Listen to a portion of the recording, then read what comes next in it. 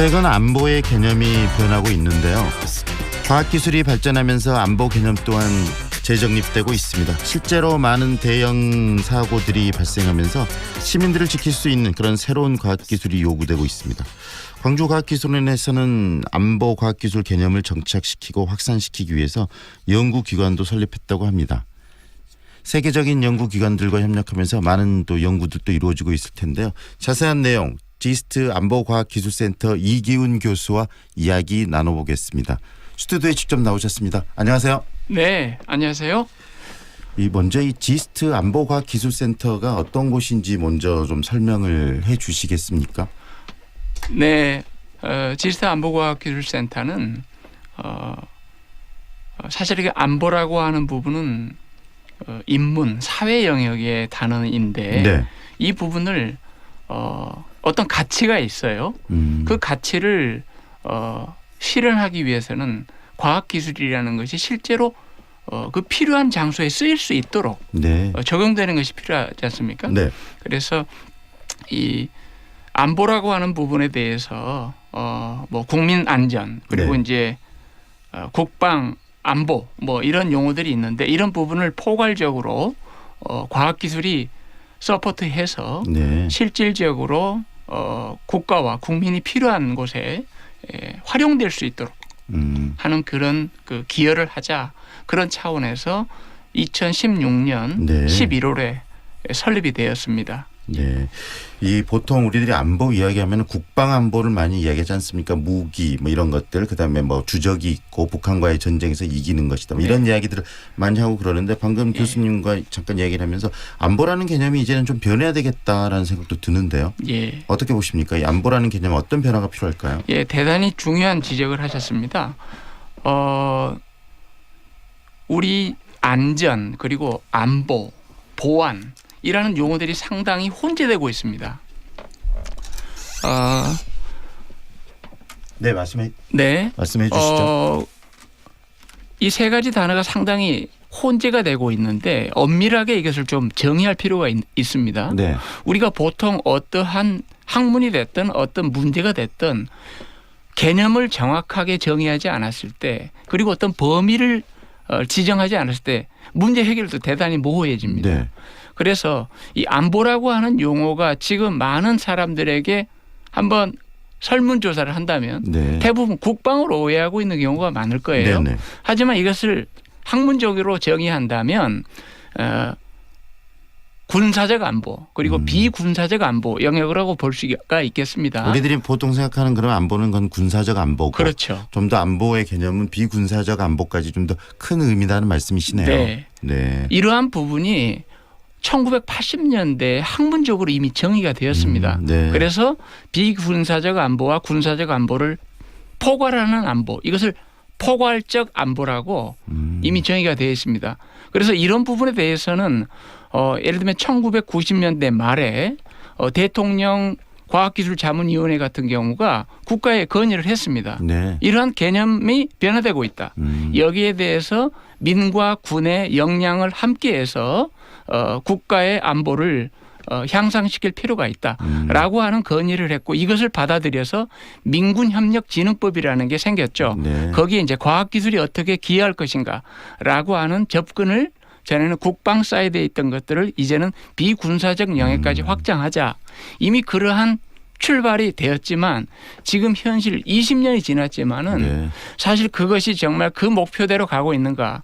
그건 상당한 개념의 혼돈, 왜곡 이 주는 그런 차이가 많이 발생하고 있다고 말씀드릴 수가 있겠습니다. 그래서 지금 오늘이 또 현충일이기도 하고 국가를 지키기 위해서 이렇게 선하신 분들을 또 그 기리고 명복을 비는 날이기도 하는데 그런 측면에서 우리가 안보에 대한 새로운 개념들이 많이 필요하다는 생각이 들고 방금 이야기하신 부분 비군사적 안보 이런 부분들은 좀 예를 들면 어떤 것이 있을까요? 혹시나 이 세월호 사건처럼 그런 큰 어떤 재난이나 이런 것에 대해서 국민들을 보호하고 지켜가는 것도 그것도 하나 안보가 될 수 있겠는데 어떻습니까? 맞습니다. 제가 조금 어렵게 말씀을 드렸었는데 네.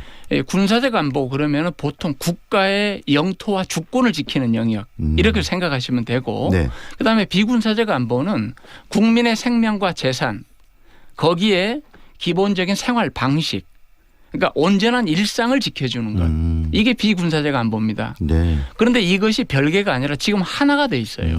이 영역이 계속 겹치고 있죠. 네. 이러한 부분의 대표적인 사례가 이제 9.11 테러 같은 경우입니다. 네, 네. 예, 그래서 이러한 개념이 정립되지 않고는 마치 세월호 사고가 방금 말씀드린 비군사적 영역의 안보지만 네. 그때 당시 청와대의 안보실은 네네. 재난 컨트롤 타워가 안보실은 아니다라고 말했거든요. 네네. 하지만 그것은 대단히 잘못된 안보에 대한 개념 왜곡이었거든요. 그렇죠. 네.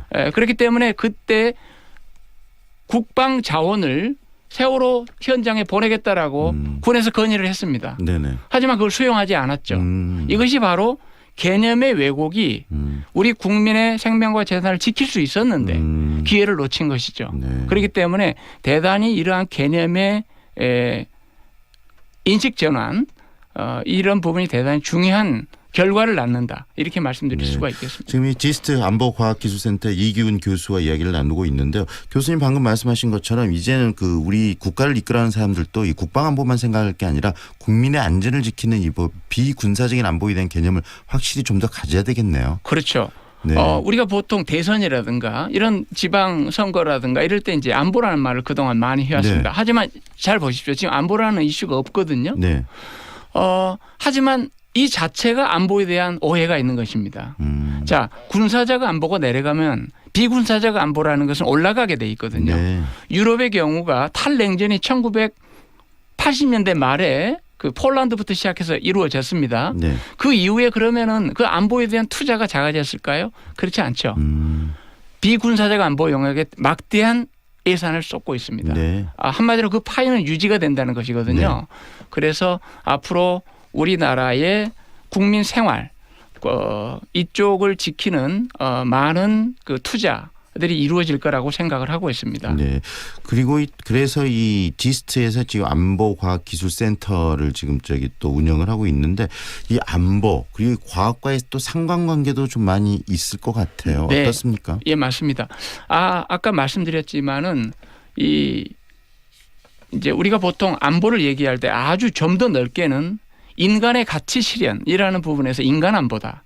그다음에 뭐 지구의 환경과 지구촌에 살고 있는 모든 생명체의 가치 실현을 추구하는 것이 지구 안보다. 뭐 대단히 많습니다. 용어가. 네. 다시 말해서 안보라고 하는 것은 가치 실현을 보장하는 것입니다. 또는 가치 실현을 위협하는 존재를 제거하는 것이죠.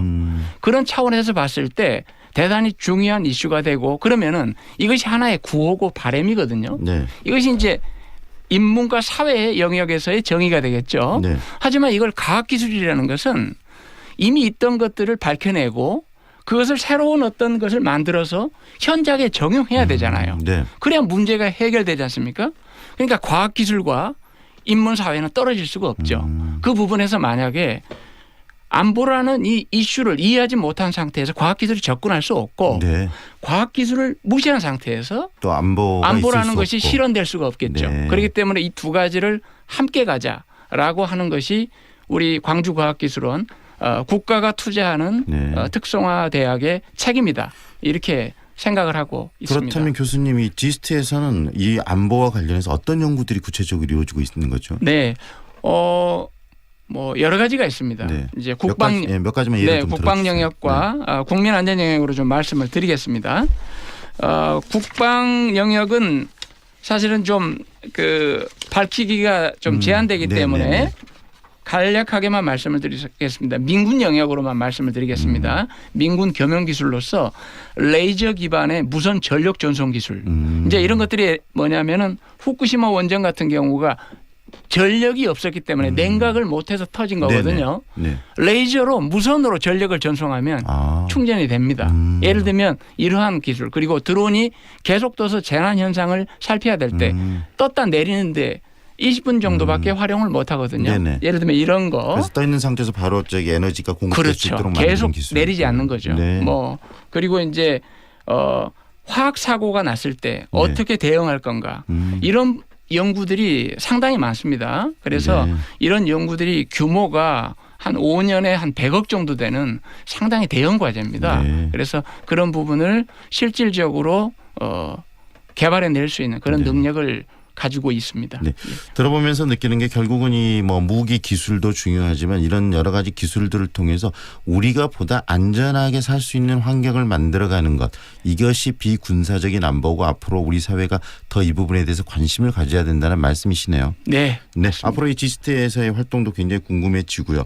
또 자주 이렇게 뵈면서 안보에 대한 개념, 그다음에 어떤 활동들을 하고 있는지 더 많은 시간 함께하도록 하겠습니다. 오늘은 여기까지 드릴게요. 고맙습니다. 예, 감사합니다. 지금까지 지스트 안보과학기술센터의 이기훈 교수와 함께했습니다.